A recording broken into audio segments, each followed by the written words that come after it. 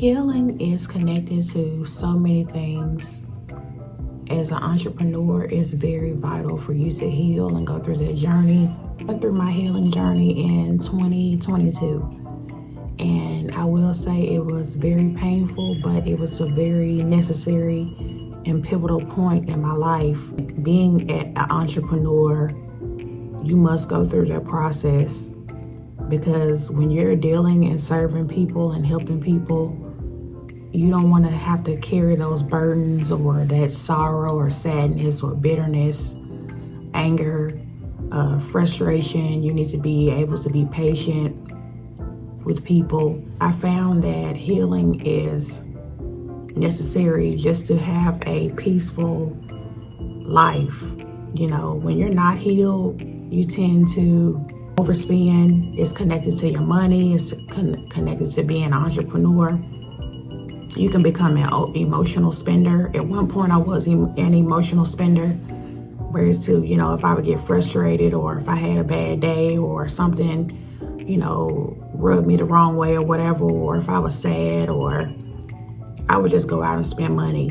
I would, it's like you're trying to find comfort in something. We're like, well, let me go take myself out to eat or whatever, or let me just go buy a bag or something, to make me feel better. And all those things were temporary, and at the moment it's like I knew I didn't need to be spending the money, but when certain things trigger you, or you go through or you have an episode, or you depend on those things as emotional support, and also, being healed, when you go into the work environment, or you want to enter into these roles, what you're going through, you don't want to rub it off on the next person.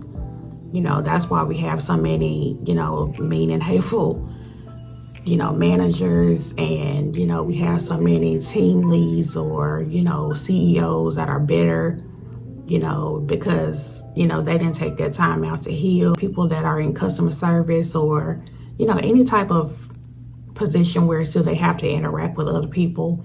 And being an entrepreneur, most times you are interacting with other people. You have to deal with other people.